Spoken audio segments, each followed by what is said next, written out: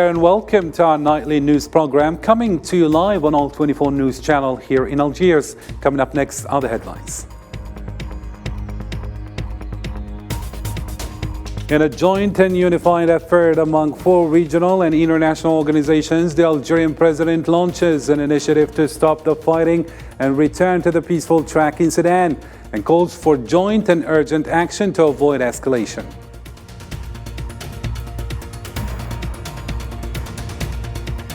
On the 4th day of the clashes in Sudan, the death toll is nearly 200 dead. Hamiditi agrees to a humanitarian truce, while the army denies knowledge of the initiative. International organizations, meanwhile, are warning of the collapse of the country's health system.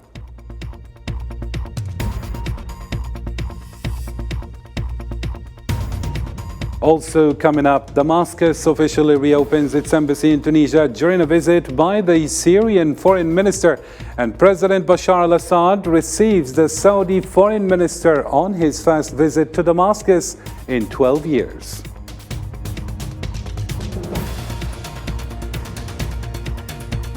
Also ahead in our news, G7 ministers pledge to intensify Russia's sanctions and slam China for its actions in the Taiwan Strait and disputed South China Sea, urging Beijing to act as a responsible member of the international community.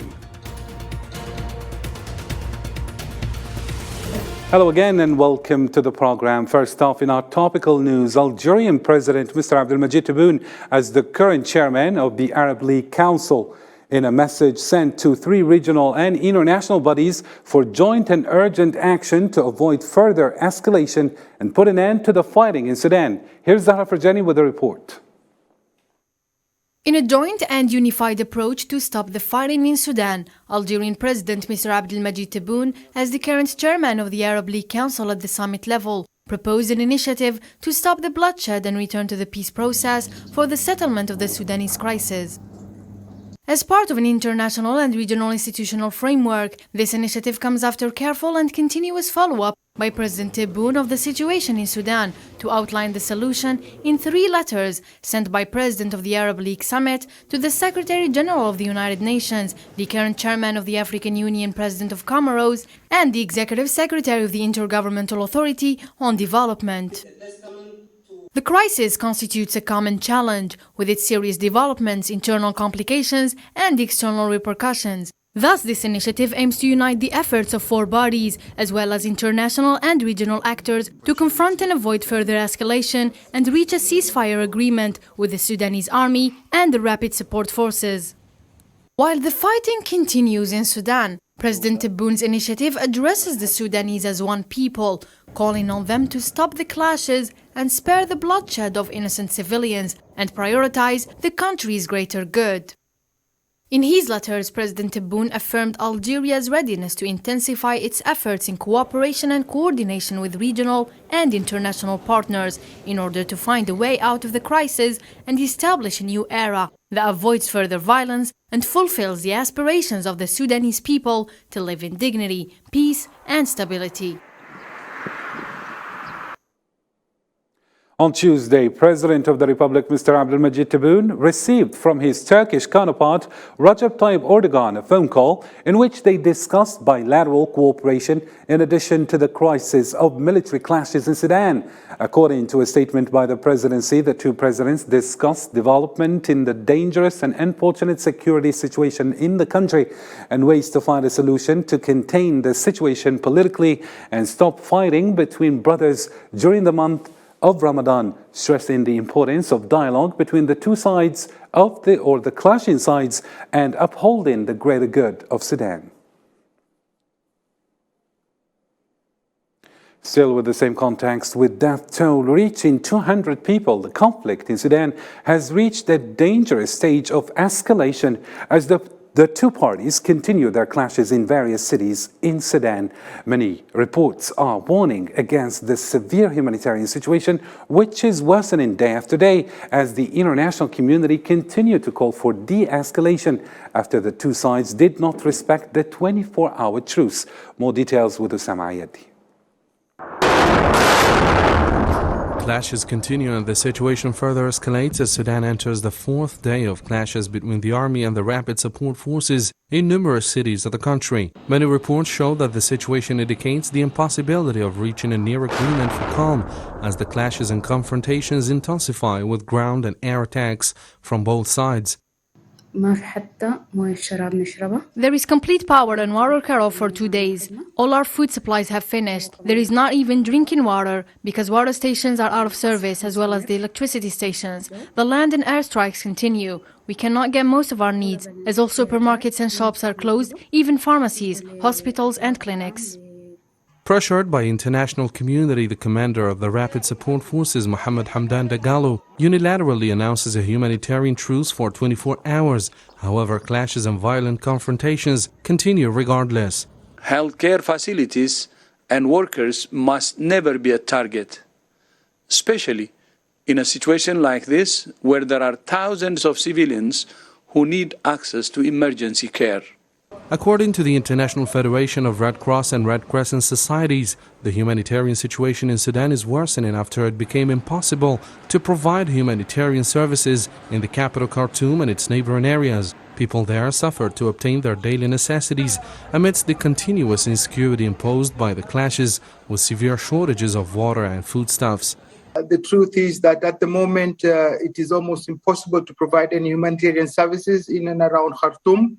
There are calls from various organizations and people trapped asking for evacuation. For the past 4 days, people have been out of water, food. Electricity has been rationed, in some places totally disconnected. In a statement issued after 2 days of talks in Japan, the foreign ministers of the group of 7 countries called on the 2 conflicting parties in Sudan to stop fighting and immediately return to the negotiating table, ensuring the safety of all civilians, diplomats and humanitarian workers. In the calls that I had this morning with Generals Hamedi and Burhan, I made very clear that any attacks, threats, dangers posed to our diplomats were totally unacceptable. The conflict between Sudan's military leader and his deputy broke out 4 days ago, triggering what the United Nations has described as a humanitarian catastrophe, including the near collapse of the health system as death toll continued to rise with clashes expanding to numerous cities of the country. The candidate for the presidency of the Spanish government and current Minister of Labor, Yolanda Díaz, has reaffirmed her position of support for the Sahrawi people and international legality, expressing her intention to return to Spain's traditional position regarding Western Sahara in the event of victory in the legislative elections that are scheduled for the end of 2023. I have a very clear position on Morocco and Western Sahara. I am aware that of course we have to take our neighbor Morocco seriously, but we also have to know that Morocco is what it is, a dictatorship. Soaring inflation in Morocco is driving up living costs since vegetables in Moroccan markets are almost as expensive as in some Western European supermarkets, with a minimum wage that is 5 times lower than that of Europe, in addition to the country's agricultural model, which is based on exports. Moroccans are seething with anger. Selma Nasib reports.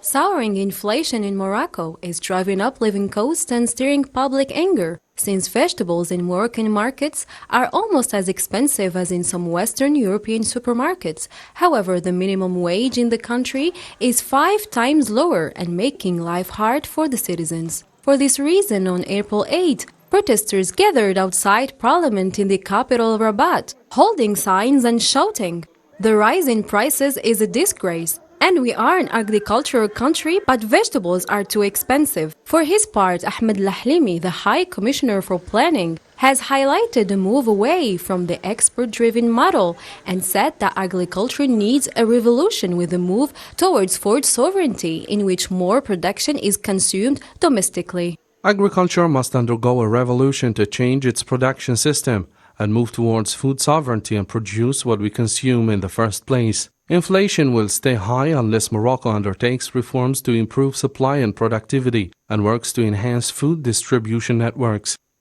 Abdurrahim Handouf, an agriculture engineer specializing in irrigation, said that Morocco remains at the mercy of persistent drought that causes high food prices and affecting the middle-class society. The national economy in Morocco today suffers from unprecedented crises, including vegetables, fruits, meat and poultry, affecting in particular the middle-class society.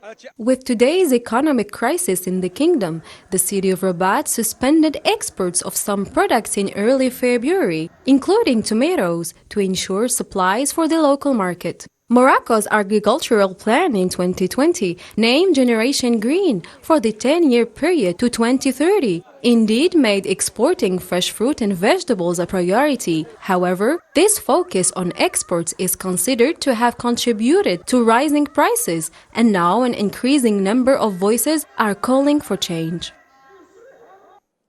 Moving on in our news bulletin, the United Nations invited Libya Abdullah Bathili during the Security Council's open briefing on the situation in Libya, stressed that the elections represent the locomotive that will achieve peace and stability in the country, adding that the electoral process is a unique opportunity to mobilize the entire national community to overcome the political crisis in the country since 2011, hoping that elections will be organized this year. Violence and historic opportunity is open for overcoming the decade-long crisis. Leaders and representatives of military units and security formation operating in western, eastern, and southern Libya committed to support all stages of elections. Consultations have taken place amongst security actors. Institutional and political leaders have also taken action to move the political process forward. Still with regional news, Tunisian President Mr. Kais Saied confirmed on Tuesday in a speech delivered during his supervision of the procession celebrating the 37th anniversary of the internal security forces that Tunisia is waging a national war of liberation against those who seek to strike the state and its institutions. Saied stressed that he did not give up any part of the state, calling on the judiciary to assume its responsibilities in the stage that Tunisia is going through. We're engaged in a liberational war to impose our full sovereignty, and we will never give it up. Justice must also play its role during this period that Tunisia is experiencing in order to mark a historical appointment and to write a new history for Tunisia. The Tunisian president also accused parties of obstructing the course of achieving the demands of the Tunisian people and stressed that their only interest is to seize Tunisian people's wealth. Let's take a listen. I'm waging a war against anyone who seeks to strike the state and its institutions. This will be a war against corruption and against corrupt individuals, because there are still some people who seek to seize the wealth of Tunisian people. Their only goal is material profit. In Tunisia, still, Syrian Foreign Minister Faisal Miqdad had a meeting with his Tunisian counterpart Nabil Ammar shortly after his arrival on Monday evening to Tunisia. Syria's chief diplomat is on a 3-day official visit to the country meant to restore diplomatic relations by appointing an ambassador and reopening its embassy in Tunis that have been closed since 2012 during the civil war.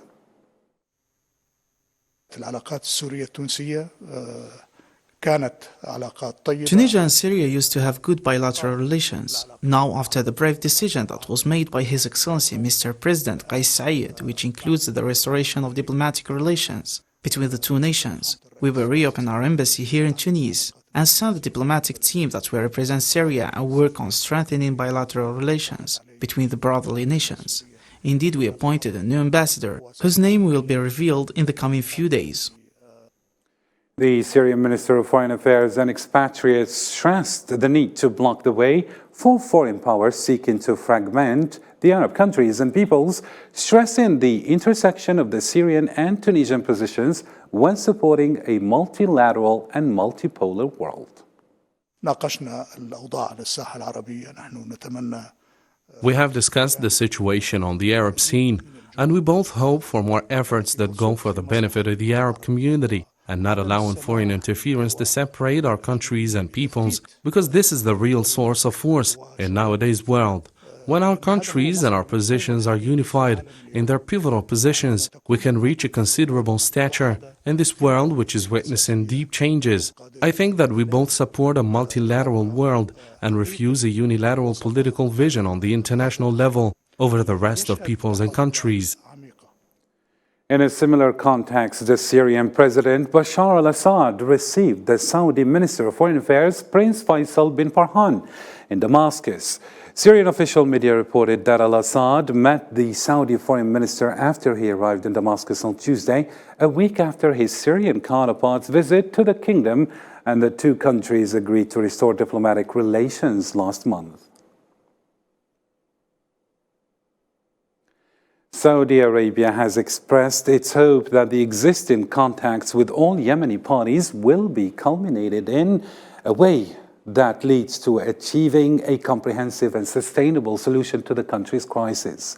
The Saudi Ministry of Foreign Affairs confirmed that it hopes that the existing contacts with all Yemeni parties will culminate in the reviving of the political process that leads to achieving a comprehensive and sustainable solution in Yemen. Qatar and the UAE are in the process of restoring diplomatic ties and reopening their embassies in the coming weeks, in a move that comes in the context of a series of diplomatic breakthroughs in the Middle East. The Qatari Foreign Ministry spokesman, Majid Al-Ansari, confirmed during a press conference in Doha that the technical committees are working in this framework with reciprocal visits scheduled to consider arrangements for the reopening of embassies, noting that there is positive progress in each meeting. 8 Palestinians were injured by Zionist soldiers' bullets on Tuesday during a military raid into the refugee camp of Jenin in the West Bank. A Palestinian news agency reported violent clashes between Palestinians and the occupation forces that stormed the camp. And in a similar development, the Palestinian Ministry of Foreign Affairs condemned the Zionist forces who aggressively forced the worshippers and those in seclusion inside the Ibrahimi Mosque to leave the Holy Mosque by closing its gates and attacking citizens in its vicinity. The ministry considered that these measures are an extension of a colonial policy aimed at imposing more control over the sanctuaries and violate the rights of Palestinian people and the international law.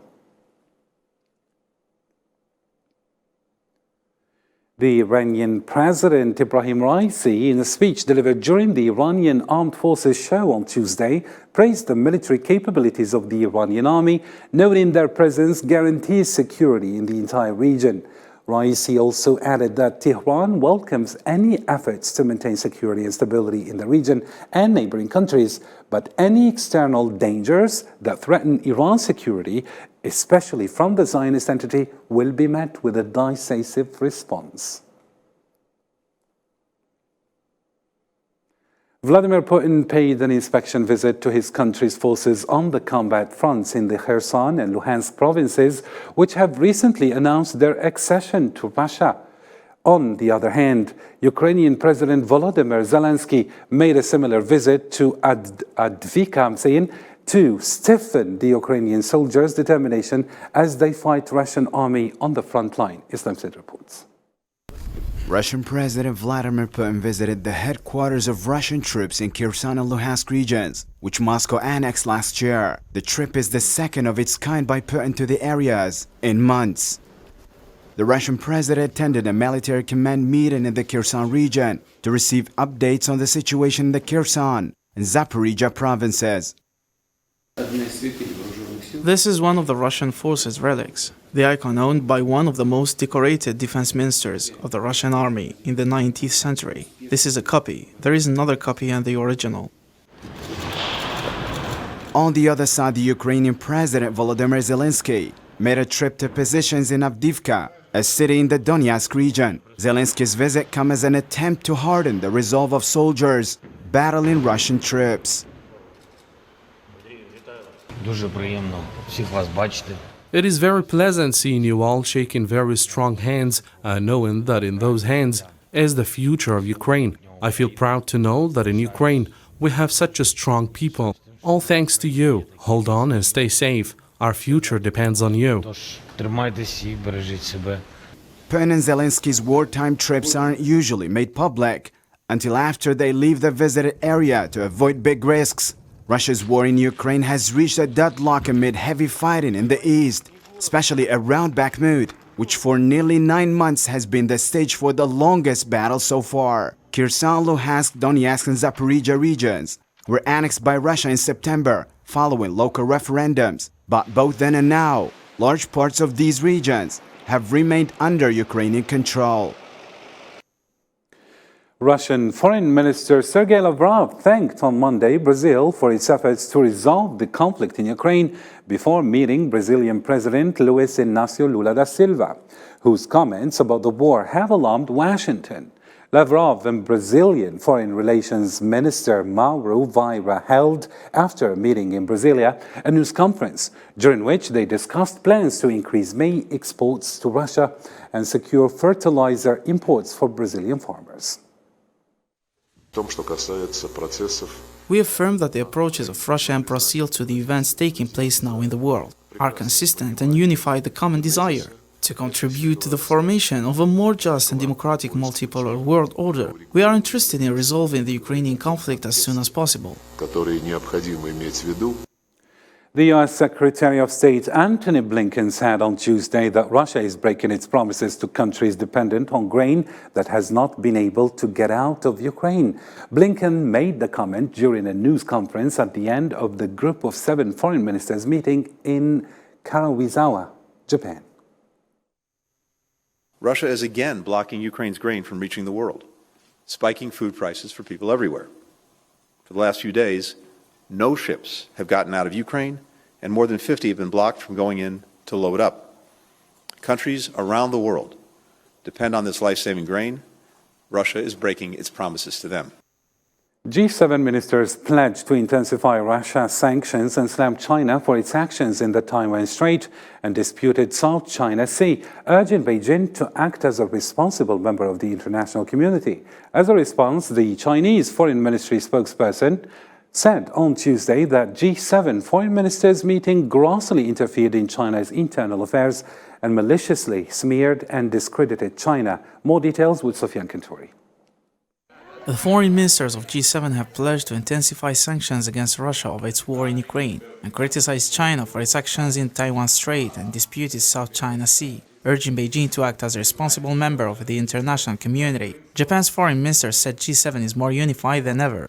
The G7 would like to call on China to act as a responsible member of the international community and through dialogue, and we're prepared to create a constructive and stable relationship with China. Over Taiwan and Ukraine, a response to a question about statements made by G7 foreign ministers in communique, China's foreign ministry spokesperson Wang Wenbin said that G7 foreign minister interfered in China's internal affairs and cruelly smeared and discredited the country. China also urged the Group of 7 to stop creating divisions or provoking camp confrontation. Chinese Foreign Ministry spokesman said that China's principle is the anchor of maintaining peace and stability across the Taiwan Strait.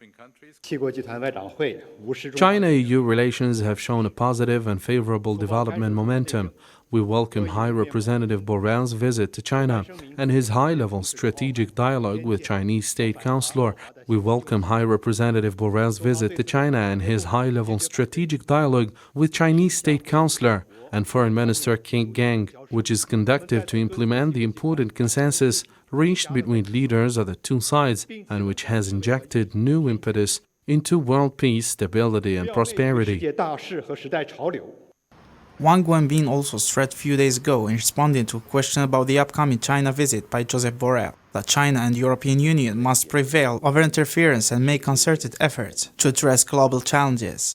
The G7 foreign ministers meet and ignored China's solemn position and objective facts, grossly interfered in China's internal affairs, and maliciously slandered and smeared China. The relevant statement is full of arrogance, prejudice, and sinister intentions against China. Taiwan is a sacred and inalienable part of China's territory, and the One China principle is the anchor for maintaining peace in the Taiwan Strait. We must clearly oppose and stop any act of Taiwan independence. It's good noting that EU High Representative Josep Borrell was preparing to visit China from Thursday to Saturday to discuss many files, but unfortunately he was obliged to postpone his visit due to his infection by COVID-19.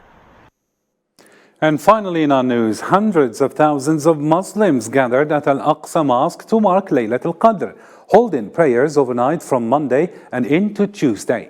Laylatul Qadr, which is known as the night of excellence or the night of great importance, is the night when the Prophet Muhammad, peace and blessings be upon him, received the first verses of the Quran, as mentioned in the Holy Quran.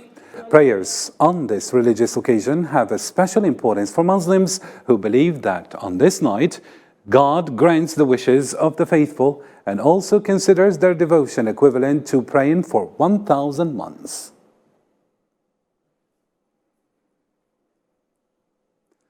Well, that's the end of our program. For more news, visit our website and social media platforms as shown at the bottom of your screen.